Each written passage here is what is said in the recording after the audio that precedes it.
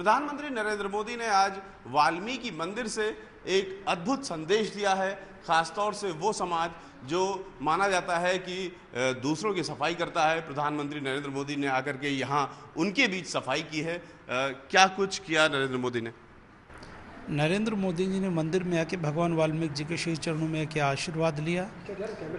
हमने उनको आशीर्वाद दिया कि भगवान उनको स्वस्थ रखे और उनके नेतृत्व में भारत प्रगति करे।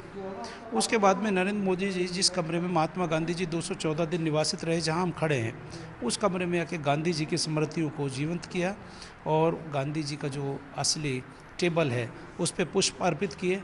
क्या महत्व है इस कमरे का? ये कमरा गांधी जी से पहले वाल्मीकि समाज का ये साधु के रुकने का कमरा था।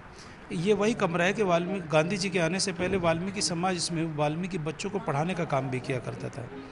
इस कमरे का महत्व ये भी है कि जैसे ये कमरा गांधी जी से पूर्व का है, इस कमरे में गांधी जी ने आने पर इस कमरे का कोई भी बदलाव नहीं कराया, यथावत ये कमरा बना हुआ है।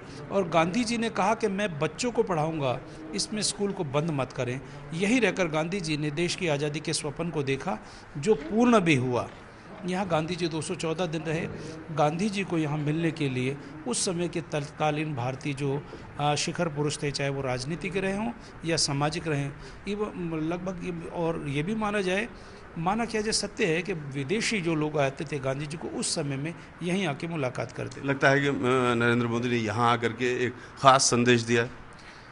स्वाभाविक है कि नरेंद्र मोदी ने संदेश तो जाएगा, लेकिन नरेंद्र मोदी जी ने गांधी जी के प्रति यहाँ कर जो कृतज्ञता प्रकट की है वो एक विशेष है। यहाँ गांधी के संदेश को, यानी स्वच्छता के संदेश को देश भर में फैलाने के लिए प्रधानमंत्री नरेंद्र मोदी ने प्रतीकात्मक तौर से यहीं से शुरुआत की है और साथ ही साथ वाल्मीकि समाज के बीच जो सफाई खुद से उन्होंने झाड़ू उठा करके की, वो भी एक संदेश है जो वाल्मीकि समाज ही नहीं, देश के कोने कोने में पहुंचेगा, हर वर्ग तक पहुंचेगा।